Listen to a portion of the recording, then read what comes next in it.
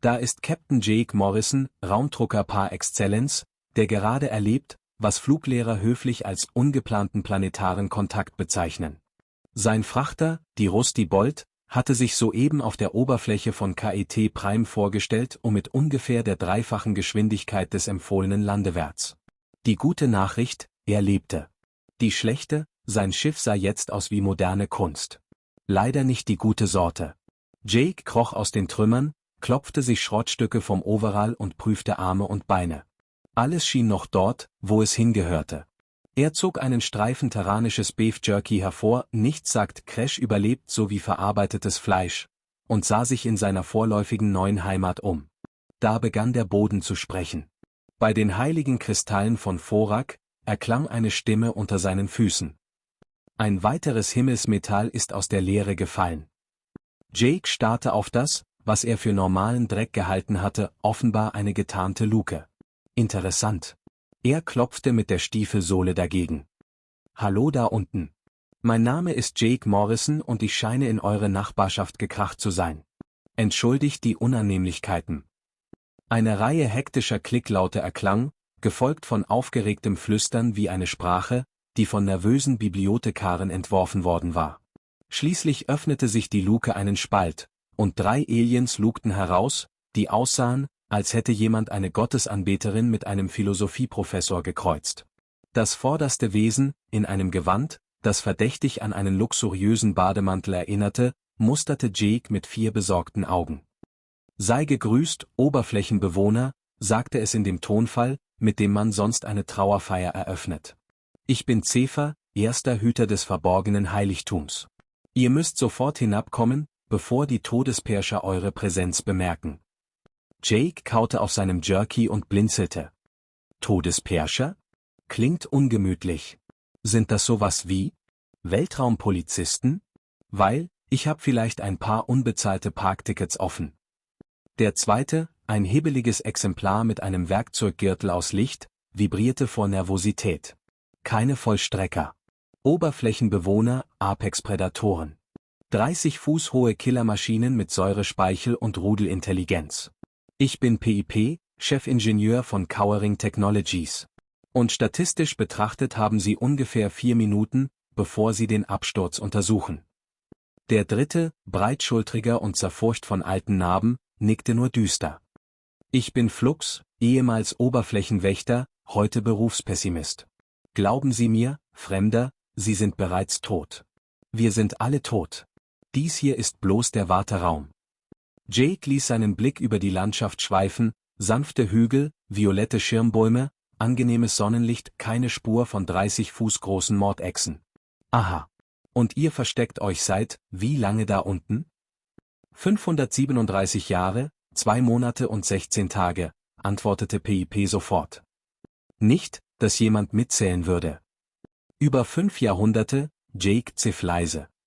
Und in all der Zeit seid ihr nie auf die Idee gekommen, zurückzuschlagen? Die 3 wechselten Blicke, eine Mischung aus Entsetzen und gönnerhafter Belehrung. Oberflächenbewohner, erwiderte Zephyr vorsichtig, vielleicht begreifen sie es nicht. Diese Wesen sind evolutionär perfekte Tötungsmaschinen. Unsere Ahnen versuchten Widerstand, die Ergebnisse waren umfassend. Jake verputzte den letzten Bissen Jerky, wischte sich die Hände an der Hose ab. Klingt nach einem Problem. Habt ihr was dagegen, wenn ich mir diese Todesperscher mal ansehe, wenn sie auftauchen? Die Aliens starrten ihn, als hätte er vorgeschlagen, mit 3 scharfen Granaten jonglierend auf einem Einrad durch ein Minenfeld zu treten. Sie wollen die Todesperscher beobachten, wiederholte Zephyr langsam, als spräche er mit einem Kopfverletzten. Die Kreaturen, die das technologisch fortschrittlichste Volk dieses Sektors gezwungen haben, ein halbes Jahrtausend unter die Erde zu fliehen. Na klar, meinte Jake und setzte sich im Schneidersitz auf die Luke. So findet man Probleme raus, erstmal hingucken. Pips Werkzeuggürtel begann hektisch zu piepen.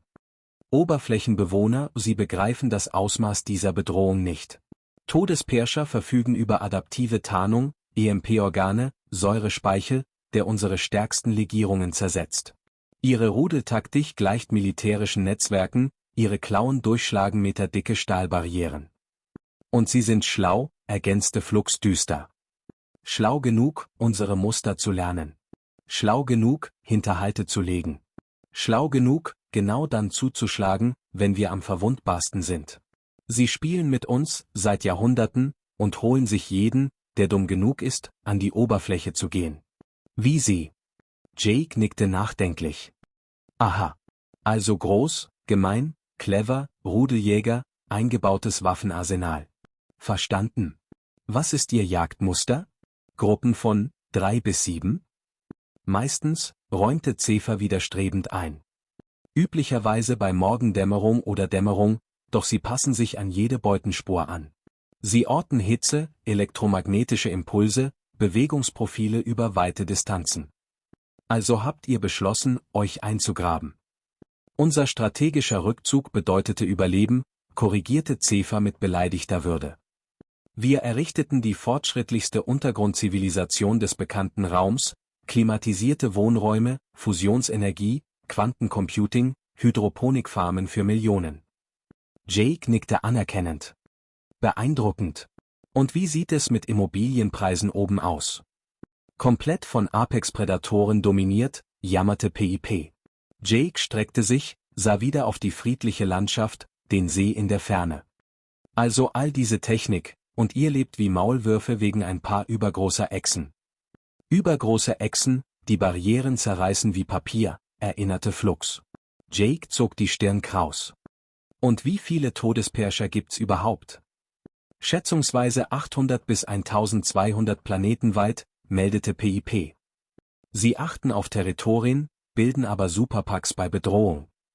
Jake rechnete grob. Also weniger als 1000 Viecher halten euch seit 500 Jahren im Bunker. Wenn man es so formuliert, Zephyr schluckte, klingt es fast lächerlich vernünftig. Klingt eher so, Jake zog ein weiteres Stück Beef Jerky hervor, als würdet ihr das Problem überdenken. Überdenken? Zephyrs Stimme überschlug sich fast. Wir haben 5 Jahrhunderte damit verbracht, die umfassendste Überlebensstrategie in der galaktischen Geschichte zu entwickeln. Jake sah sich um, deutete auf die friedliche, leere Oberfläche. Und wie läuft das so für euch? Ich meine, unterirdisch zu leben hat sicher seine Vorteile, kein Sonnenbrand, keine Stürme, keine Raubtiere. Aber ihr lasst im Grunde ein paar tausend Echsen die ganze Oberfläche als Geisel halten. Flux schnaubte bitter. Sie verstehen nicht, Mensch. Wir haben gekämpft. Unsere Vorfahren hatten Waffen, die Berge zerschmetterten. Plasmakanonen, Quantendisruptoren, Gravitationstreiber, nichts hielt sie auf. Die Todesperscher passten sich an, sie lernten. Aha. Jake schlenderte zum Wrack seines Schiffs, griff nach einem Stück verbogenem Rumpf und prüfte es in seiner Hand. Und was tatet ihr? Wir antworteten mit immer fortschrittlicherer Technologie, erklärte PIP mechanisch. Doch jedes Mal entwickelten sie eine Gegenstrategie EMP-Schutz, Streutaktiken, Tunnelsysteme. Jede unserer Waffen verloren sie bald ihre Wirkung. Jake nickte, inspizierte ein langes Schrottteil, das fast schon speerförmig war, und begann, es an einem restlichen Metallstück zu schärfen. Die Aliens starrten ihn. Was, tun Sie? Fragte Zephyr entsetzt. Jake grinste. Einen Speer bauen. Ein Speer?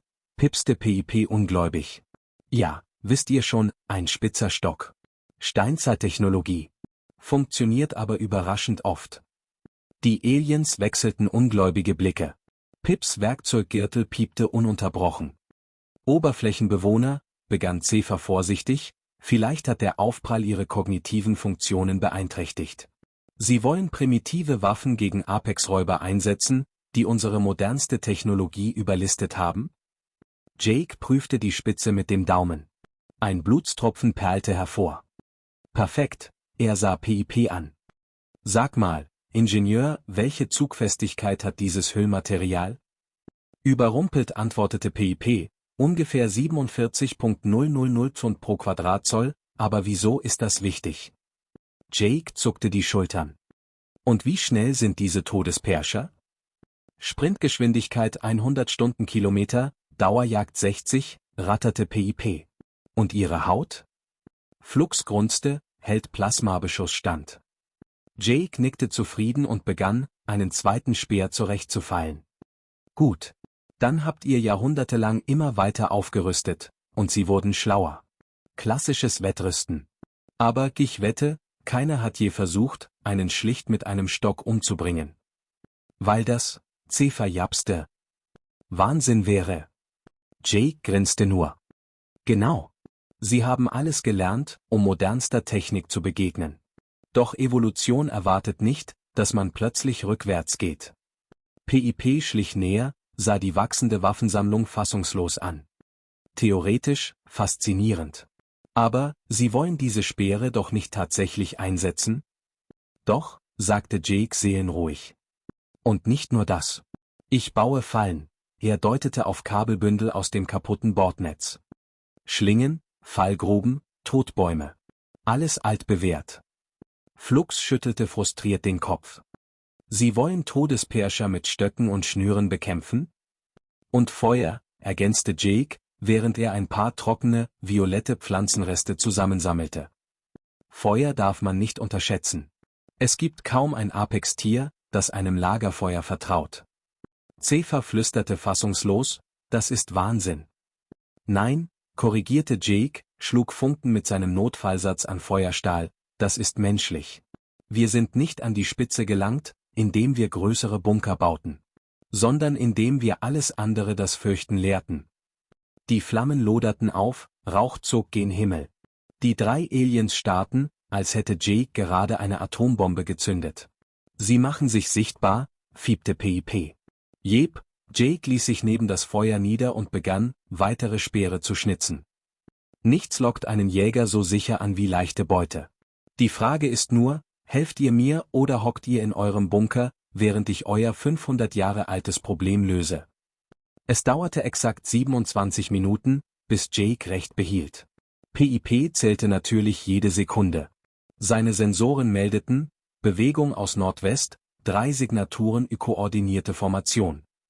Jake nickte, spitzte seinen 4. Speer. 3? Schade, ich hatte auf bessere Chancen gehofft. Bessere Chancen? Cephas Stimme überschlug sich. Sie wollten mehr Todesperscher? Na klar, grinste Jake. Wenn schon, dann ein richtiges Beispiel. Die Aliens starrten durch ihre Detektoren, die Raubtiere näherten sich.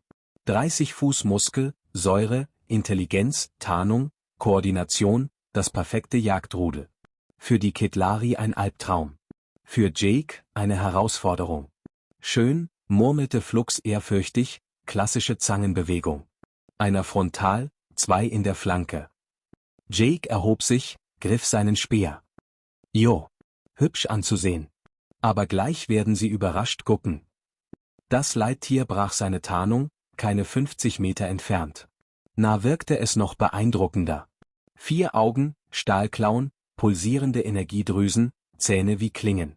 Es brüllte, ein Laut zwischen Donnern und Elektroschrei, gemacht, um Beute zu paralysieren. Jake winkte. Hey, Kumpel. Schöne Zähne. Das Alpha-Tier zögerte, was es offenbar noch nie erlebt hatte. Die beiden Flankenjäger rückten aus der Deckung nach, die Zange schloss sich. Cephas schluckte, das war's. Er wird zerrissen. Doch Jake tat etwas, das all ihr Wissen verhöhnte, er stürmte los. Nicht gegen die Mitte, sondern direkt auf den linken Flank Kira, brüllend, mit einem wilden Laut, der wie eine uralte Kriegsschreie klang, in Wahrheit aber Textfetzen aus einem aggressiven Metal-Song waren. Der Todesperscher war so perplex, dass er eine halbe Sekunde zögerte. Genau lang genug, Jakes Speer drang an einer ungeschützten Stelle zwischen Nackenplatten ein, dort, wo kein Plasma eingeschlagen war. Die Bestie kreischte, brach zusammen. Unmöglich, hauchte Flux. Er hat einen verletzt. Die beiden anderen schossen sofort vor, doch Jake war schon abgerollt, direkt in Richtung einer von ihm gebauten Schlingfallen. Einer der Verfolger raste hinein. Das Kabel spannte sich, der improvisierte Gegengewichtblock aus Motorteilen schnellte hoch, der Räuber hing kopfüber, brüllend, Säure sprühend. 2 erledigt, rief Jake heiter und duckte hinter einen Felsen. Alles noch im Plan? Das letzte Tier, der Anführer des Rudels, hielt inne. Anders als seine Kameraden war es nicht kopflos. Es hatte die Situation neu bewertet. Das hier war kein Beuteverhalten. Es war etwas, das es in seiner evolutionsgeschichtlichen Erinnerung nicht kannte, eine Kreatur, die sich wie ein Jäger verhielt, und das mit einer erschreckenden Zielstrebigkeit.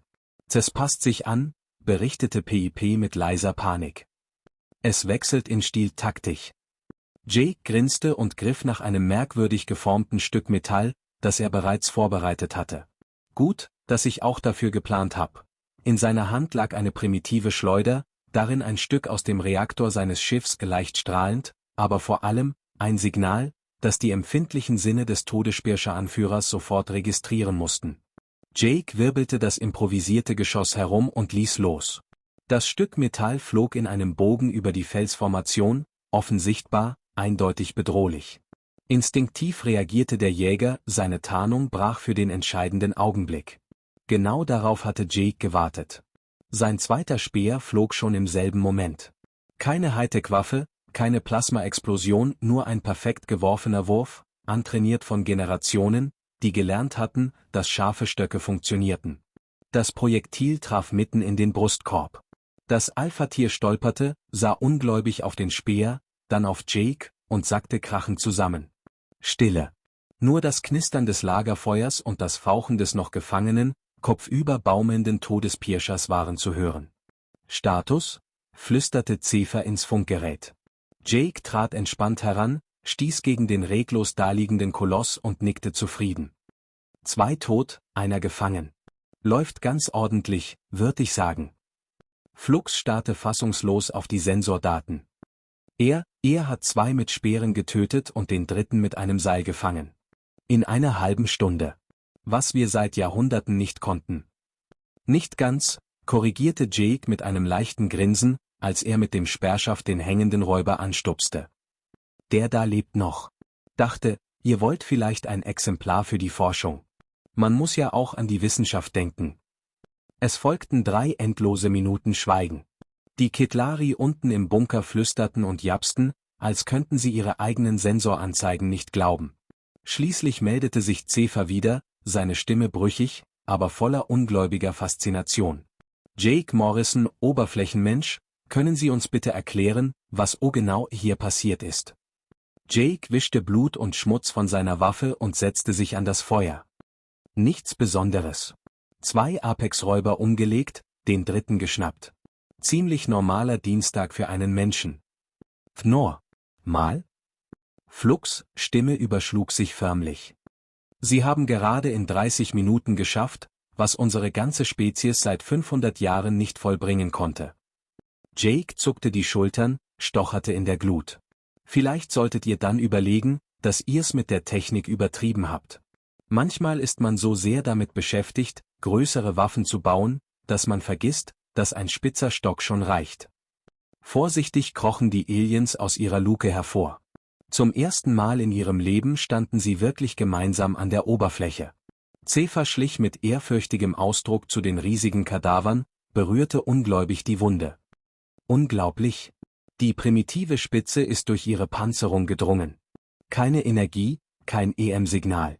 Unser Schildsystem konnte es nicht verhindern. Und die Falle, ergänzte PIP atemlos, die Drähte untersuchend. So simpel. Kinetische Kraft, rohes Gegengewicht. Keine Elektronik, keine Energiequelle. Ihre adaptive Intelligenz hat es nicht vorausgesehen.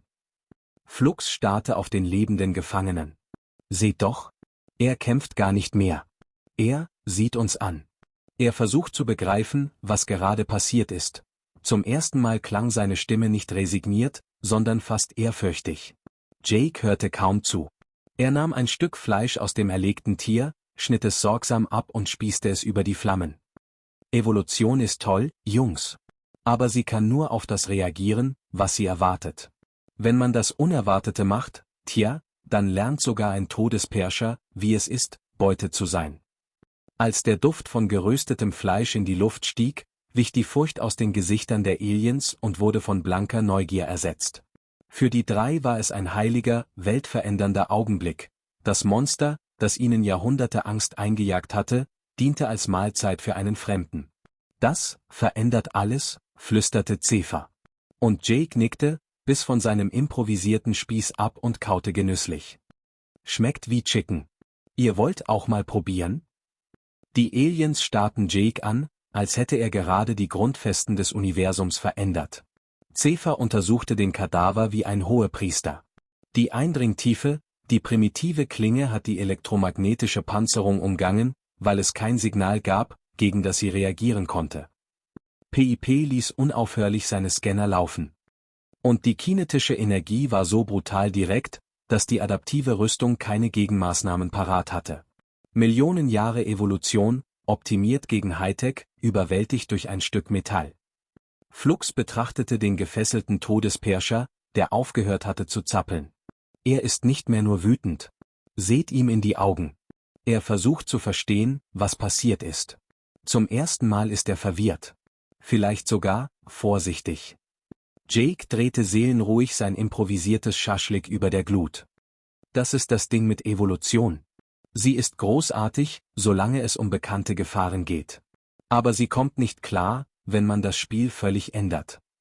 Der Duft von garendem Fleisch wehte über die Lichtung. Zu Jakes Überraschung war er angenehm, eine Mischung aus Hühnchen und Wild. Er biss ab und nickte zufrieden.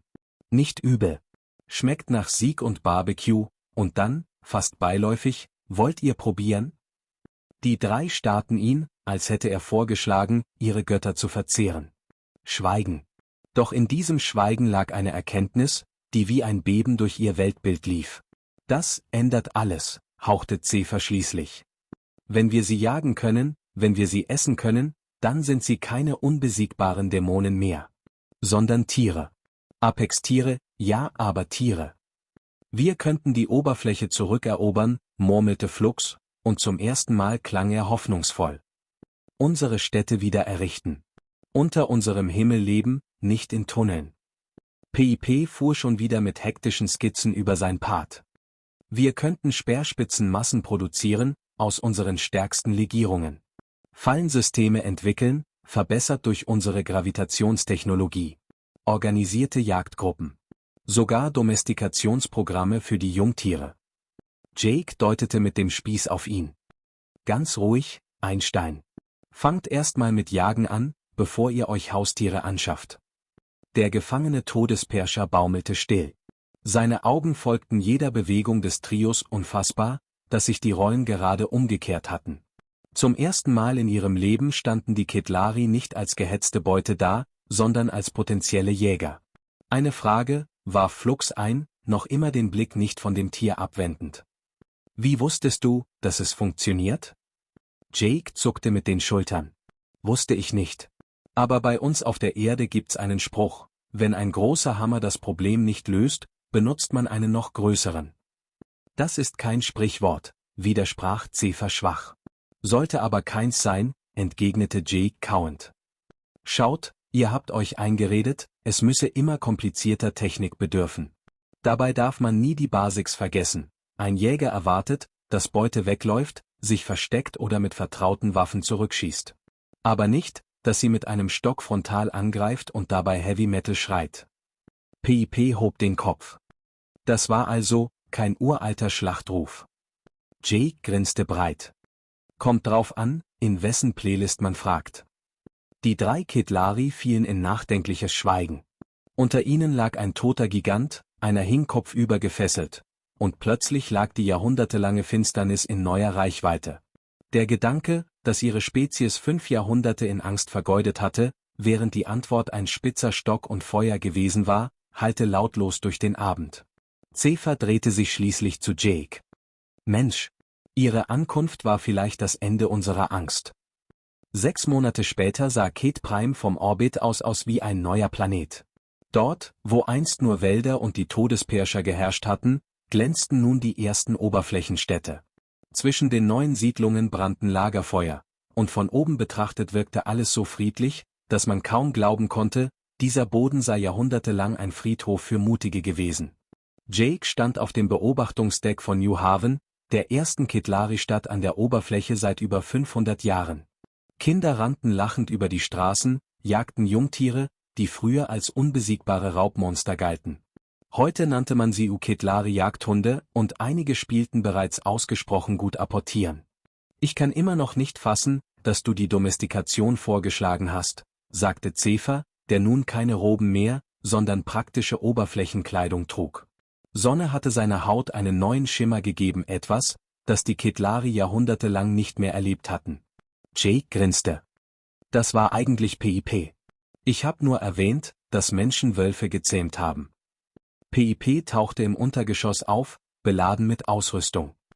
Die psychologische Wirkung war entscheidend, erklärte er begeistert.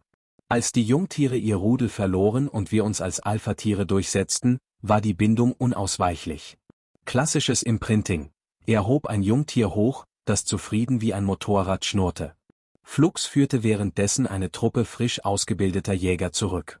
Aus dem resignierten Pessimisten war ein Ausbilder geworden, dessen Schüler sich selbstbewusst bewegten, Speere und Fallen beherrschten und dabei Techniken mischten. Die alten Prinzipien von Jake ergänzt um Hightech, die die Kethlari bereits seit Jahrtausenden beherrschten.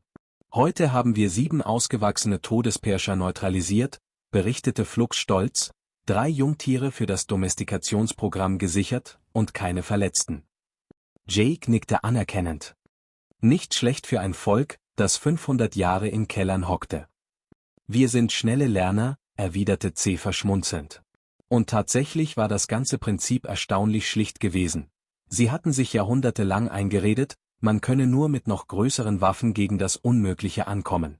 Doch es brauchte einen Menschen, um zu zeigen, manchmal ist die einfachste Lösung die effektivste. Binnen 3 Monaten hatten organisierte Jagdtrupps die aggressivsten Rudel dezimiert. Die übrigen Todesperscher zogen sich zurück, mieden Siedlungen, zum ersten Mal in ihrer Geschichte kannten sie den Gedanken, dass sie nicht sicher waren. Die Auswirkungen sind gewaltig, erklärte Zephyr. Die Selbstmordrate ist fast verschwunden, Depression kaum noch messbar, unsere Geburtenrate vervierfacht. Es scheint, das Sonnenlicht heilt unsere ganze Kultur. Und was für wirtschaftliche Chancen, ergänzte PIP und deutete auf eine Gruppe trainierter Tiere. Die halbe Galaxis will nun ehemalige Todesperscher als Wächter oder Arbeitstiere kaufen. Die Kristallin-Kollektive wollen sie fürs Grubenwesen, das Voran-Imperium für Zierzwecke, die Preise steigen täglich. Jake lachte.